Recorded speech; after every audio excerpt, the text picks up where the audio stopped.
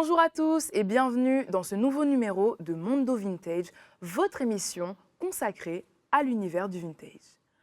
Vous connaissez tous L'arroseur arrosé, premier film de fiction réalisé en 1895 par Louis Lumière. Eh bien, sachez que c'est aussi la première affiche de film de l'histoire du cinéma. Nous allons donc nous intéresser à cet objet emblématique du monde du vintage. Pour cela, nous nous sommes rendus à Mougins, à la rencontre de Alphonse Drouan, un passionné de cinéma et un collectionneur d'affiches de films. Il a accepté de nous ouvrir ses portes et de nous montrer sa collection. Bonjour, si vous voulez bien me suivre, venez. J'ai les pieds au centre d'une grande fortune, celle de ces affiches pleines de souvenirs et que j'ai envie de partager avec vous. Toutes ces affiches que j'ai rassemblées au cours des années, c'est sentimental. Ça n'est pas pour l'esthétique de l'affiche. Mon but premier, c'est de garder un souvenir. Par exemple, j'avais une affiche de Laurence d'Arabie. Pourquoi j'ai gardé cette affiche de Laurence d'Arabie? Parce que j'ai projeté le film comme projectionniste, par exemple. Je pense que la première affiche que j'ai collectionnée, c'est une affiche de Chaplin, extraite du film de City Lights. En premier plan de cette affiche, il y a deux spectateurs qui sont vraiment au pied de l'affiche, au pied de Chaplin, qui admirent ce sentiment qu'il exprime, ces retrouvailles qu'il a avec cette fleuriste.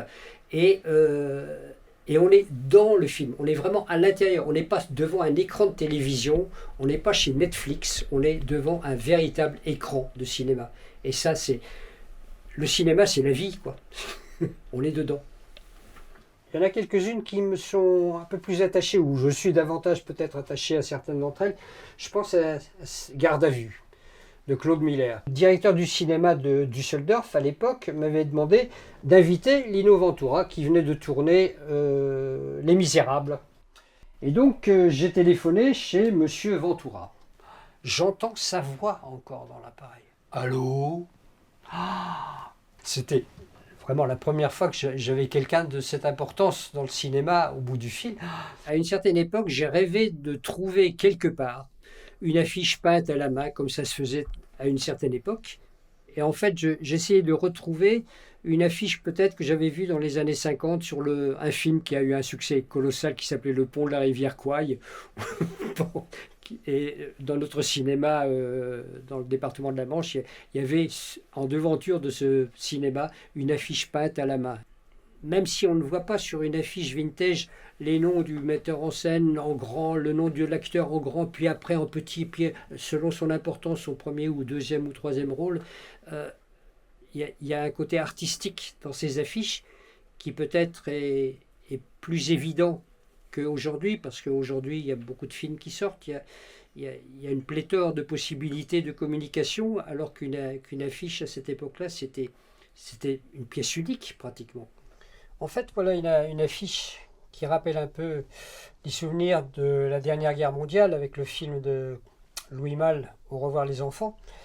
C'est une affiche donc de Raymond Gide signée en 1948 et qui est d'un metteur en scène hongrois, un hommage aux enfants de France victimes de la guerre. Le titre, Quelque part en Europe, est vraiment très très d'actualité. C'est-à-dire que le vintage se continue encore aujourd'hui. Je pense que le vintage n'est pas seulement dans les affiches, mais il est aussi dans le cinéma. Je pense par exemple à ce film soviétique, donc La lettre à une inconnue. J'ai vu qu'il avait été projeté au début mars 2022 à Strasbourg. Donc ce sont des films qui ressortent. Et on a besoin de ressortir ces vieux films, ou alors quand on ne réussit pas à les ressortir, il y a des réalisateurs qui font des remakes.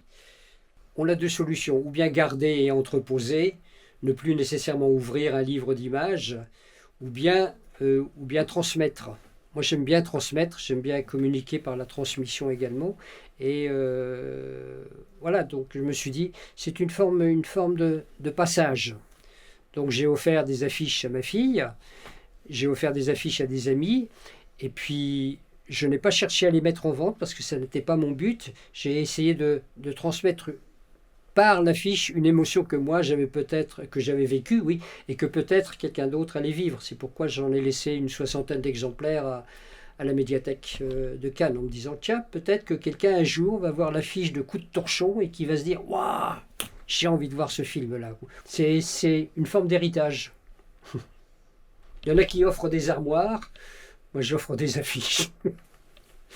Merci à tous de nous avoir suivis. Nous nous retrouvons la semaine prochaine pour un nouveau numéro et nous parlerons du retour en force de la photo argentique.